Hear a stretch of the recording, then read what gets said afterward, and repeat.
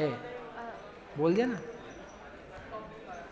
हाँ, यहाँ पर सम्यक प्रकृति का तो उदय है, तो फिर उसकी जो गुण श्रेणी हो रही है वो उदयादि गुण श्रेणी क्यों नहीं हो रही है, उदयावली के बाह्य क्यों हो रही है? उद्यावली बाह्य बनाते हैं। जब अपन ने प्रथमोपशम किया था ना, तब भी उद्यावली बाहर बनाई थी मिथ्यात्व की। वो सेटअप है, आप तत्काल झेलने लायक नहीं हो, थोड़ी देर बाद झेलना चालू करना। तो उद्यावली बाहर बनाते हैं। अभी बनाएंगे इसकी उद्यादि गुण श्रेणी।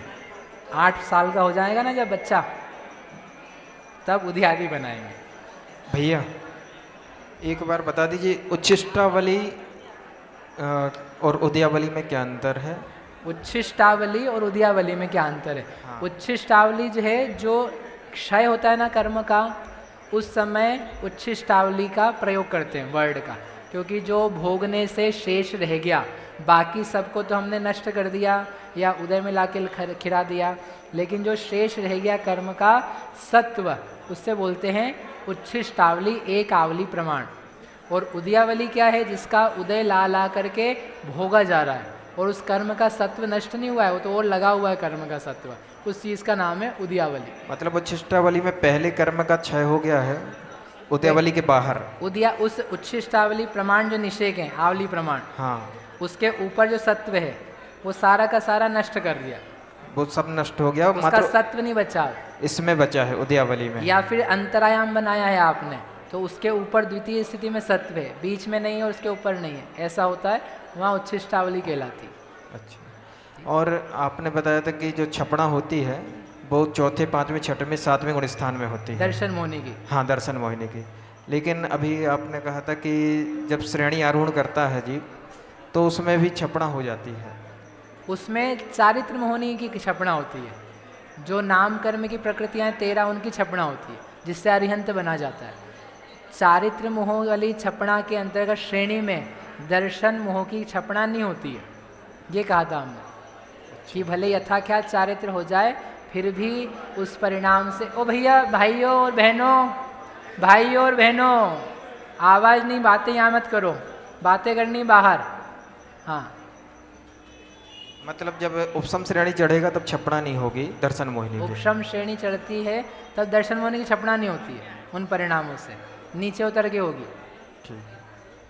जब हमने मिथ्यात्व का द्रव्य बांटा था तो 17 में डिवाइड किया था वो सर्वघाती का, तो फिर उसमें हमने 16 का क्षय प्लस मिथ्यात्व लिया था, तो मतलब संज्वलन में भी देशघाती होने के कारण सर्वघाती स्पर्धक होते हैं, इसलिए उसमें भी किया था, पर 9 का क्षय में क्यों नहीं किया?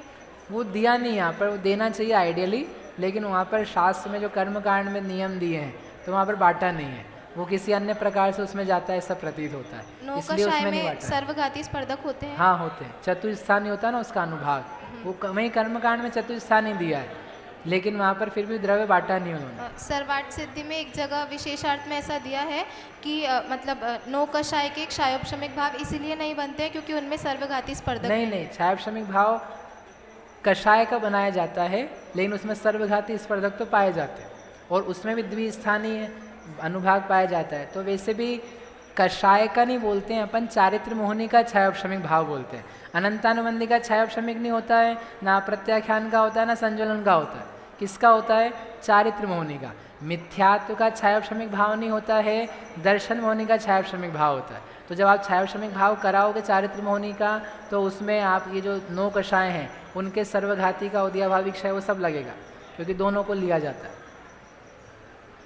ये जो 11वें गुण स्थान की विशुद्धि ज़्यादा है, पर हाँ। उसमें इतनी ताकत नहीं है कि दर्शन मोहिनी की क्षपणा कर सके। हाँ, तो क्या ये इसे कर्म का स्वभाव ऐसा है कि ये अमुक विशुद्धि से ही क्षय होंगे? हाँ, वही पर तो हम है।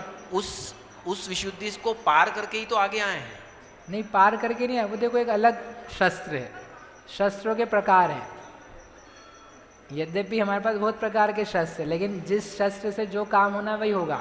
यदि वारुणी बाण छोड़ा, तामस बाण छोड़ा है रावण ने, तो भले बहुत सारे बाण हो उसके पास, वो छोड़ता रहे, उसका नाश करने के लिए क्या छोड़ना पड़ेगा? प्रकाश ही छोड़ना पड़ेगा, नहीं तो युद्ध चलता रहेगा। एक एक के लिए एक एक स्पेसिफिक काम है। उन्होंने कहा 6 दिन तक लक्ष्मण को याद नहीं आया, क्या चलाऊं, लड़ते रहे वो, फिर बाद में याद आया सिद्धार्थ बाण छोड़ना है, तो सिद्धार्थ बाण छोड़ा तो वो शांत हुआ। तो यद्यपि लड़ रहे हैं हम, लेकिन हर परिणाम का कर्म के साथ में स्पेसिफिक संबंध है। पर हम उस विशुद्धि से तो आए हैं ना। हाँ, हम दो ना, कोई बात नहीं, लेकिन वो वाली विशुद्धि नहीं है छपना वाली। उससे ऊपर की हो गई, उसके नीचे की नहीं हुई, ऐसा? नीचे वाला काम नहीं है अभी वहाँ पर, वो सर्टिफिकेट नहीं है आपके पास।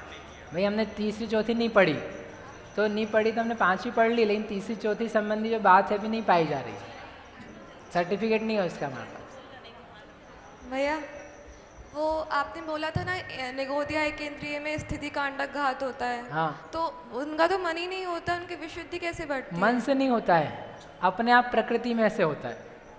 बंद होता है बिना बंध के, बिना मन के बंद होता है, बिना मन के राग द्वेष होते हैं, तो वो निकलता भी बिना मन के है, निगोद से, नित्य निकले चाहे इतर निकले, रैंडमली अपने आप परिणाम होते हैं। तो वो जो होता है वहाँ पर उस समय निकलने के लिए विशुद्धता होनी चाहिए। विशुद्धता का मतलब जो संक्लेश जैसा पहले चल रहा था, कृष्ण नील कापूत लेशा संबंधित, उससे उसकी हानि हो, नीचे उतरे, तब जा कर के वह वहाँ से निकल पाता है, बिना उसके नहीं निकल पाए, बिना मन के अपने आप होता है। जब निकलेंगे तो स्थिति तो उसकी बढ़ेगी, तो कांडक घात क्यों करेंगे? मतलब बढ़ेगी कर्मों का मतलब बाहर निकलेंगे तो और वो स्थिति ज़्यादा ही बांधेगा, तो क्यों? कांडक।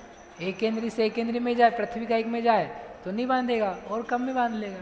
लेकिन दो इंद्रिय कांडक में घात की जाओगे, क्या जरूरत है? कांडक घात कोई ऐसे लगातार हजारों नहीं होते, वो उसका विशुद्ध होने का एक टाइम है, तो उस विशुद्धि के फलस्वरूप वहाँ पर एक निमित्त नैमित्तिक संबंध है कि कांडक घात होकर सत्व उसका कम होता है। जितना पहले था भी कितना सागर का सत्व और कम होता है। उपसम श्रेणी में विसंयोजना करना जरूरी है चढ़ना? हाँ, बिना अनंतानुबंधी को हटाए तो जा ही नहीं जा सकता, क्योंकि वो चीठी कषाय है, बीच में से कटेगी नहीं, तो क्या करोगे फिर? उसका संक्रमण उदय लाना पड़ेगा, फिर लाना है नहीं उदय, तो इसलिए उसकी विसंयोजना करना कंपलसरी। दो मत हैं क्या इसमें? नहीं, कंपलसरी है, विसंयोजना करना कंपलसरी।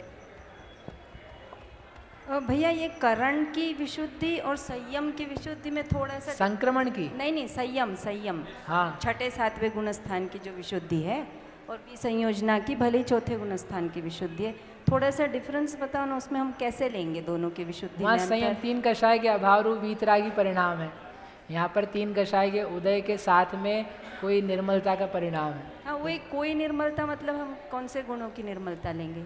आत्मा की समस्त एक दशा बनती है, एक अलग डायरेक्शन में जाकर के भाव पैदा हो रहे, तो वहाँ वैसी विशुद्धि है, वो विशुद्धि नाम है उसका। मतलब कषाय से रिलेटेड नहीं है? कषाय की हानि होती है ना, कषाय की हानि हुई है, कषाय की हानि होने पर भी जो उदय स्थान है उनमें भी कोई भिन्न प्रकार का परिणाम पैदा होता है, जो वहाँ पर नहीं और यहाँ पर है। एक हाँ भैया जो कल क्वेश्चन पूछा था मैंने, वो थोड़ा क्लियर नहीं हुआ मेरे क्या? को। तो सीता का जो जीव है वो 16वें स्वर्ग का है, तो वो थर्ड नरक तक आ सकता है क्या? शुक्ल आया ना, उन्होंने बोला ना भेजा तीसरे नरक तक। जनरली क्या है 6/12 6/14 स्पर्शन दिया 16वें स्वर्ग का, लेकिन उसी त्रस नाली के नीचे थोड़ा और जा कर के कुछ 1000 योजन के बाद ही आ जाता है तीसरा नर, मतलब ये तो वहाँ पर राजू में आता है, यद्यपि 2 राजू नीचे, लेकिन उसमें सीधी पंक्ति में जाए तो कुछ ही प्रदेश बढ़ करके स्पर्शन हो सकता हो, इसलिए उन्होंने दिया है। वैसे जा सकता है, कहने का मतलब जा सकता है। हाँ। शास्त्र में दिया है तो जा सकता है। अच्छा, तो मतलब शुक्ल लेशिया के जीव नीचे तक जाते हैं? हाँ, जा सकते हैं।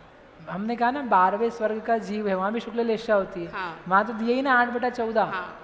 पूरा स्पर्शन दिया हुआ है। हाँ, तो हाँ। उस जीव की भी वहाँ गति हो सकती है। शुक्ल लेशा तो परिणाम मंद है, लेकिन फिर भी वहाँ पर जीव के इस प्रकार के मारने पीटने के भाव नहीं है, समझाने की भाव है। हाँ।